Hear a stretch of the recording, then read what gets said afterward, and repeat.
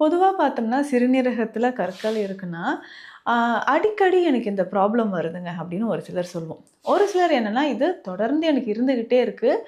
ஆனா நான் வந்து ஹோம் ரெமிடீஸ் எடுக்கிறேன். அப்பப்போ சித்த மருந்துகள் எடுக்கிறேன்.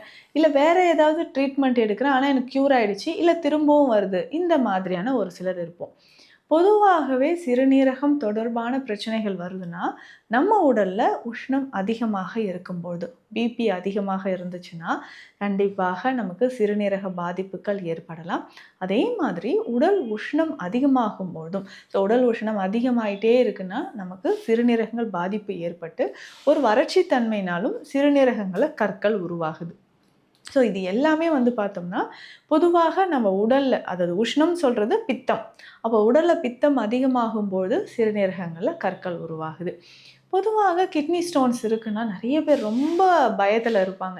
ஐயோ! இந்த ஸ்டோன்ஸ் இருக்கே இது க்யூர் ஆகுமா? இல்ல இது வந்து கிட்னியோட எங்க லொக்கேட் ஆயிருக்கு? ஒரு சிலருக்கு வந்து பிளாடர்ல இருந்துகிட்டே இருக்கும். இல்ல யுரித்ரால அதாவது கிட்னியோட டியூப்ல இருக்குங்க அப்படின்னு சொல்லுவாங்க இல்லையா? அதுதான். அந்த இடத்துல வந்து நமக்கு இருந்துச்சுன்னா, ரொம்ப அப்ஸ்ட்ரக்ஷன் ஏற்பட்டு, கிட்னில வந்து ஒரு எடிமேட்டஸ் கண்டிஷன் அதாவது கிட்னி வீக்கம் ஏற்படுமா? அப்படின்ற மாதிரி ஒரு நிலைமை ஏற்படும். திரும்ப திரும்ப சிஸ்டைட்டிஸ் அப்படின்ற பிரச்சனை, இன்ஃபெக்ஷன் ஏற்படவோ, இல்ல நமக்கு பிளாடர்ல இன்ஃபெக்ஷன் ஏற்படவோ, யூரினரி ட்ராக்ட் இன்ஃபெக்ஷன் வரவோ வாய்ப்புகள் இருக்கு.